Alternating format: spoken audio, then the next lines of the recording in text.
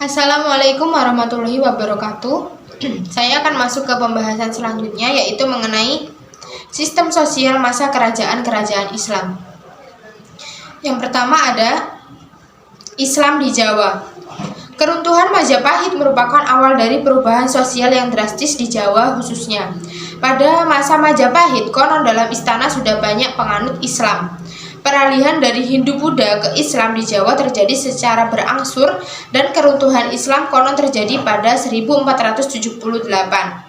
Namun, sukar untuk menyatakan dengan tepat kapan sebenarnya Islam sudah berkuasa penuh dan menjadi agama imperial di Jawa. Hendaknya dicatat bahwa inskripsi yakni nisan dari Fatimah bin Maimun yang ada di Lenanden bertahun 1082 sampai 1083 sesudah Masehi. Artinya jauh sebelum Majapahit berdiri, Islam sudah merambah ke Jawa Timur. Kerajaan-kerajaan kecil yang semula menjadi ruang lingkup kerajaan Majapahit satu persatu melepas diri.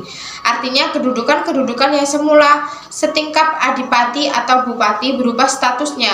Terutama adalah kerajaan Demak yang semula hanya sebuah kadipaten yang dikenal sebagai Glagahwangi dan merupakan bagian dari Majapahit. Bahkan kemudian kerajaan ini setelah memisahkan diri dari Majapahit 1478 sesudah Masehi berkembang menjadi salah satu kekuatan maritim yang kuat dan ekspansif ke arah barat, menguasai Cirebon, Banten, kemudian juga Palembang dan mungkin bahkan sampai Banjarmasin.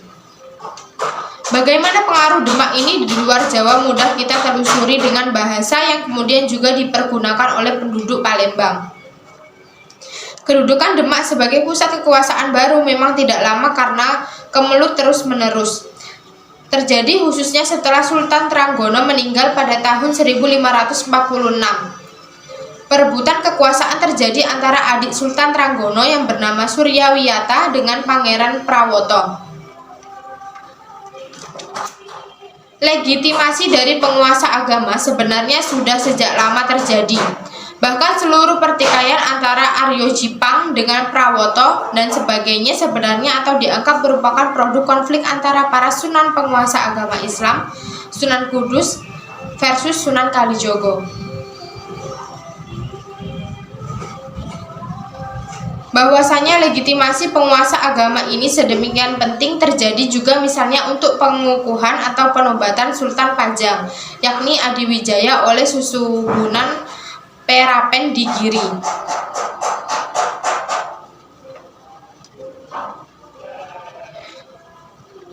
Makna sebuah keris bagi masyarakat Jawa juga agaknya sedemikian penting.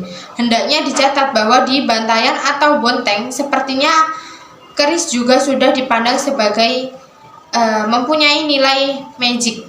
Salah satu kubur memperlihatkan penempatan keris di atas kepala si mayat. Bagaimana pentingnya makna kepercayaan atau keagamaan bagi seorang Jawa pada kedudukan yang sedemikian tinggi sebagai raja, juga kemudian tercermin dalam sikap kepasrahan Sultan Pajang pada takdir seperti dikemukakan oleh Sunan Giri, bahwa satu saat dia akan kehilangan kekuasaannya, bahkan menyerahkan kekuasaannya pada anak angkatnya dan keturunan Sutawijaya atau anak Ki Ageng Pemanahan.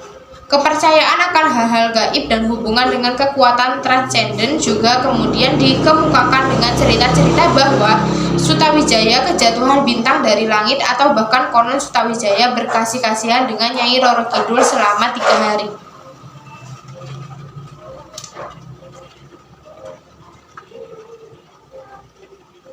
Yang selanjutnya ada kerajaan Islam di luar Jawa. Beberapa kerajaan khususnya di luar Pulau Jawa merujuk gaya pemerintahan dan hukum dianutnya pada ajaran Islam. Memang pada awalnya kerajaan Islam pertama-tama berkembang di Pasai, Aceh Utara. Namun hendaknya dicatat bahwa raja-raja Aceh cenderung melegitimasikan diri dengan mengidentifikasikan raja-raja Aceh sebagai keturunan Iskandar, Zulkarnain dan mewarisi pewaris kerajaan Melayu yang sah. Melayu adalah legitimasi dari orang Nusantara yang sudah menjadi Islam dan dikatakan Melayu. Istilah Melayu dikenal pertama kali karena adanya misi ke Cina pada tahun 644 Masehi dan juga di Palembang pada abad ke-7. Ada inskripsi berbahasa Melayu. Saat perdagangan di Indonesia Barat dikuasai oleh masyarakat Jawa, Melayu mengundurkan diri ke pedalaman Jambi. Ada inskripsi di Jambi bertahun 1286 yang ditinggalkan oleh orang Ajwa dan ditulis penduduk setempat disebut rakyat Melayu. Perluasan dunia Melayu ke Malaka mungkin dilandasi oleh pengungsian seorang pangeran dari Palembang yang kemudian mendirikan kerajaan. Raja tersebut yang semula bernama Prameswara kemudian ganti nama menjadi nama Islam. Kemajuan Malaka menjadikan istilah Melayu diartikan sama dengan Malaka atau dikaitkan dengan Malaka. Namun konon disadari bahwa bahasa Malaka adalah bahasa campuran Jawa Majapahit dan Melayu. Selanjutnya ada bagaimana kehidupan sosial dalam masyarakat kerajaan Islam di Indonesia. Pengaruh Islam di Indonesia konon berkembang dari dua sumber, yaitu Islam dari India Utara atau Dekkan yang dikuasai oleh Kekaisaran Indo-Persia dan Islam dari India Selatan atau Kerala yang dipengaruhi terutama oleh tradisi Arab. Masyarakat Islam di Jawa dipengaruhi oleh kedua tradisi yang berbeda tadi. Dilihat dari bentuk bangunan atau tradisi Syafid, jelas Islam Jawa dipengaruhi oleh Islam Kerala. Tetapi pola penguasa di kerajaan-kerajaan di Jawa sangat dipengaruhi oleh kerajaan-kerajaan Indo-Persia di India Utara. Kalau kemudian di Jawa seolah ada stratifikasi sosial di luar kerajaan atau sultan, maka stratifikasi tadi berpusat pada para guru agama atau ustadz atau ulama di pesantren. Pesantren di Jawa mirip dengan madrasah di Kerala. Kerajaan Islam, perubahan dalam tata organisasi sosial pasti terjadi dari kerajaan Hindu-Buddha ke Islam. Hubungan antar kasta seperti sebelumnya tidak ada lagi. Artinya, status dari kasta seperti yang ada pada sebelumnya hilang dan diganti dengan sejenis feodalisme baru di mana kasta Brahmana atau kaum agama tidak memiliki status yang seolah lebih dari para penguasa. Sehingga muncul kerangka pikir Clifford Geertz, kelompok abangan, priai, dan kelompok santri sebagai tiga unsur kesatuan masyarakat kerajaan Islam. Masyarakat Jawa yang berorientasi pada keraton membentuk lapisan priai melalui tahapan, yaitu dari tahapan swito atau ngenger atau mengabdi pada seorang pejabat priai, di mana seorang pengenger benar-benar diuji aspek ketekunan, kejujuran, kesetiaan, dan kerajinan. Kemudian kalau si priai berkenan, si pengenger dan naik tingkatnya untuk magang, di mana seorang calon priai dididik kehidupan profesional sebagai calon priai. Setelah lulus seluruh tahapan tadi, biasa si magang dapat diangkat di suatu kedudukan, apakah sebagai juru tulis dulu atau kalau beruntung dan si priai adalah raja bisa juga diangkat menjadi panewu, demang, wedana atau bahkan patih. Di dalam urutan hierarki Jawa sering kita temukan titel-titel yang erat dengan suatu jabatan. Adipati misalnya dianggap raja muda atau sedikit di bawah raja yang berkuasa penuh. Adipati Mangkunegoro. Tetapi pada masa lalu Bupati atau Sri Bupati juga dapat dikatakan raja. Kadang raja taklukan juga mempunyai titel Sri Bupati. Jabatan lain yang sering kita dengar yakni Senapati. Ini merupakan jabatan panglima perang. Di bawahnya itu mungkin ada Temenggung, sejenis hulu balang raja. Seluruh pejabat di kalangan istana dapat dikatakan nayaka. Istilah yang sudah berkembang sejak zaman Hindu. Keluarga raja disebut sebagai sentana. Istilah-istilah ini tentunya akan berbeda kalau kita berhubungan dengan kerajaan Islam di Aceh misalnya. Jelas bahwa sistem ini mungkin sudah menjadi tradisi di masyarakat Jawa jauh sebelum Islam. Khusus kalau kita mengacu pada cerita wayang seperti Sumantri dan Suwondo Ngenger kepada Prabu Arjuna Sosrobahu yang kemudian berkenan mengangkat Suwondo menjadi patih. Stratifikasi sosial di pusat-pusat kerajaan justru sangat kentara sekali. Kalau kita dengarkan bagaimana bahasa komunikasi antara warga harus dijalankan dengan ketat. Terdapat tiga tata bahasa seperti ngoko, kromo sampai pada kromo inggil. Bentuk struktur pejabat pemerintah desa atau pamong desa pada akhir abad ke-19 misalnya sangat bertingkat-tingkat, sekalipun struktur ini dianggap masih dari nilai kedudukan dalam struktur pemerintahan keraton atau pegawai Belanda atau disebut ambtenaar. Beberapa kedudukan sudah dikenal dengan lazim dan populer sejak lama seperti misalnya cari dan kebayan. Tetapi yang lain baru kemudian atau merupakan variasi lokal. Modin jelas merupakan istilah yang lebih mengarah kepada Islam. Maka agaknya kemudian ada sejenis power sharing antara pimpinan agama Islam dengan para raja. Kaum agama membentuk sejenis kelompok tersendiri di luar hierarki pemerintahan. Malahan cenderung merupakan terjemahan dari produk kaum waisya pedagang. Karena sifat Islam yang merkantil dan memiliki kemampuan material untuk mewujudkan hal tersebut, malahan salah satu kesultanan yang mungkin sekali muncul dari pedagang penguasa yakni Kesultanan di Pontianak. Di Jawa khususnya pesantren berkembang dan menjadi sangat kuat pengaruhnya. Sekalipun tidak menjadi kerajaan dalam kerajaan, tetapi kemudian dan agaknya sangat berpengaruh pada munculnya kesultanan-kesultanan di berbagai daerah di Jawa. Pimpinan pesantren biasa disebut sebagai kiai, yaitu pendiri dan tetua pesantren. Biasa dalam satu pesantren ada beberapa ustadz yang mendidik santri menjalani syariat Islam seperti bagaimana mereka harus melakukan ritual sembahyang, berpuasa, dan membaca Al-Quran hingga dianggap khatam atau memahami makna kitab kuning tersebut. Di antara para santri tentu saja ada yang datang dari keluarga berkecukupan dan berkemampuan untuk kemudian pergi menunaikan ibadah haji.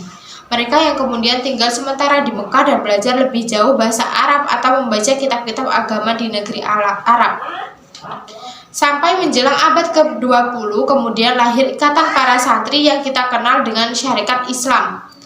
Kehidupan lain di Jawa yaitu kehidupan petani yang menjadi pelaksana produksi kebutuhan dasar yang disebut pangan. Kehidupan bertani dulu dianggap merupakan kedudukan yang mungkin kurang terhormat. Yang untuk seorang priai, petani dianggap mereka yang kalau makan menghabiskan nasi sebakul. Di daerah Cirebon sendiri kita kenal juga upacara yang disebut barikan atau bentuk wayangan disajikan dikenal sebagai tulak tanggul atau lakon Murwokolo. Biasa dalam wayang ini yang jadi lakon adalah Pandawa atau Arjuna, yakni tokoh-tokoh dari Mahabharata. Ini saya akan melanjutkan untuk menjelaskan bab selanjutnya yaitu mengenai sistem sosial masa penjajahan. Sistem sosial pada masa penjajahan Belanda. Pada masa penjajahan Belanda dan Jepang, tanpa mengesampingkan bahwa penjajahan di sini bersifat fisik kultural, sehingga penjajahan ekonomi atau mental seperti maksudnya pedagang Tionghoa atau Arab kurang mendapat perhatian. Perubahan sosial terjadi karena kontak yang intens dengan pihak penguasa baik Belanda, Jepang, kemudian Arab dan juga Tionghoa. Sekalipun saat ini justru kita berbicara mengenai kompleksitas masyarakat Indonesia, konflik terjadi antar kelompok agama atau konflik antar kepentingan daerah yang sifatnya primordial. Namun, pada awal penjajahan sebenarnya ada suatu pergantian sosial yang mendasari terjadinya integrasi nasional pada masa kini. Masyarakat pada zaman penjajahan Belanda tidak melibatkan diri dalam konflik antar daerah atau antar agama. Mungkin karena sifat represi dari penjajah Belanda atau Jepang. Zaman penjajahan Belanda merupakan awal dari pemusatan pemerintahan dari seluruh Indonesia di bawah kekuasaan administrasi politik yang kebetulan ada di Batavia, Jawa. Mungkin untuk ini kita perlu melihat runtutan perkembangan kondisi sosial sesuai status berbagai daerah di Indonesia yang sudah dikuasai Belanda atau yang masih bebas. Di berbagai daerah di mana penguasa Belanda mulai menanamkan kekuasaannya, tentu suatu struktur organisasi pemerintahan Belanda mulai ditegakkan.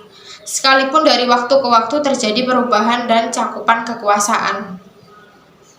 Namun di berbagai daerah di mana kekuasaan penjajah belum menyentuh masyarakat, maka kehidupan sosial setempat mewarnai organisasi, struktur atau sistem sosial setempat yang masih tradisional.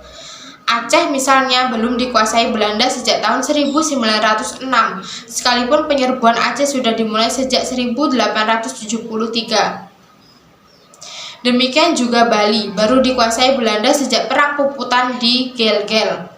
Sehingga baik Aceh atau Bali sebelum ditaklukkan Belanda sebenarnya kehidupan sosialnya masih sangat tradisional sebagai kerajaan Melayu Islam atau sebagai kerajaan Bali yang masih melanjutkan tradisi Hindu Bali atau bahkan kelangsungan kerajaan Hindu Majapahit bahkan berlanjut hingga sekarang.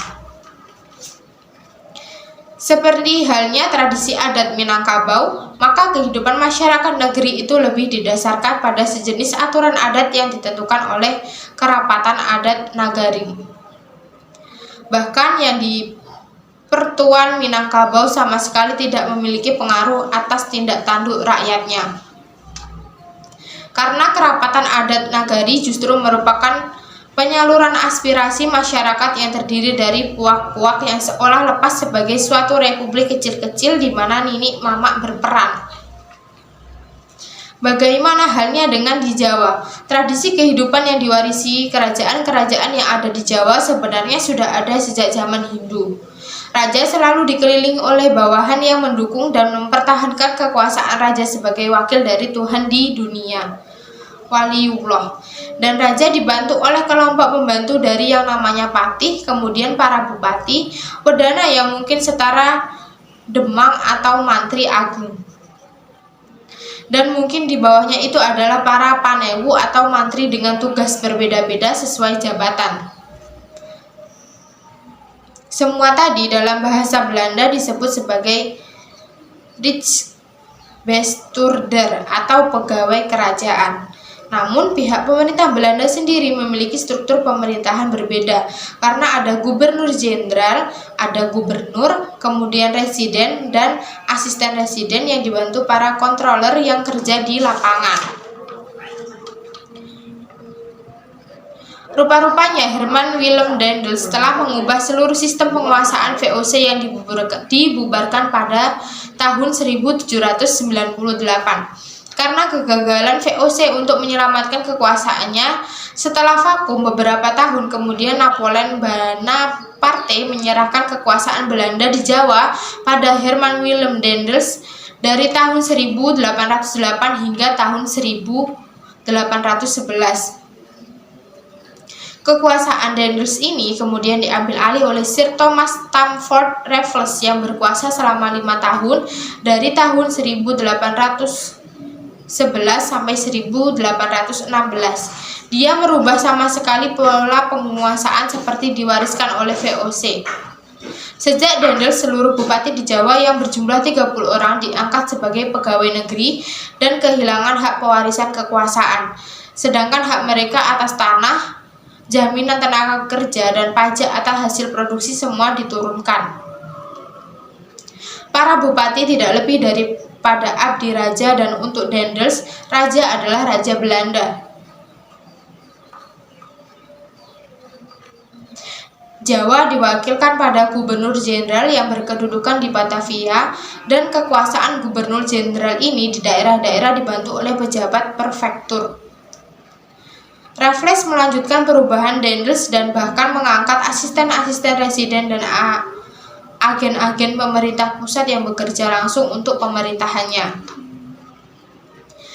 Dikelak kemudian, asisten residen memiliki kekuasaan khusus yang sama luasnya dengan sebuah kabupaten tahun 1819, sehingga di sebuah karesidenan bisa terdapat 3-5 asisten residen.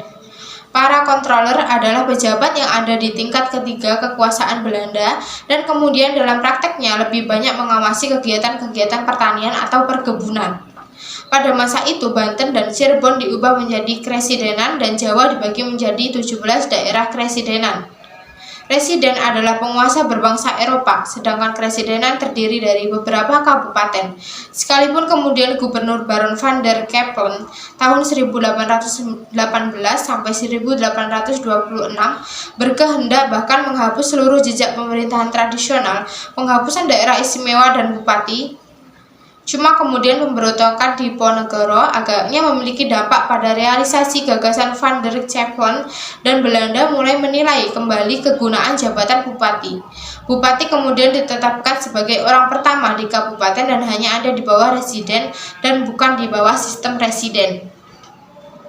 Suatu sistem kekuasaan terpusat untuk seluruh Indonesia mulai berkembang dan aparat keamanan, pelaksana pemerintahan, sistem pelayanan publik, dan sebagainya dikembangkan sesuai dengan konsep-konsep lembaga. Demikian di Barat, kemajuan dalam posisi dicapai sesuai prestasi kerja dipraktekkan dalam kehidupan, sekalipun masih ada konsesi terhadap keluarga raja dan ada hak akriptif yang diakui.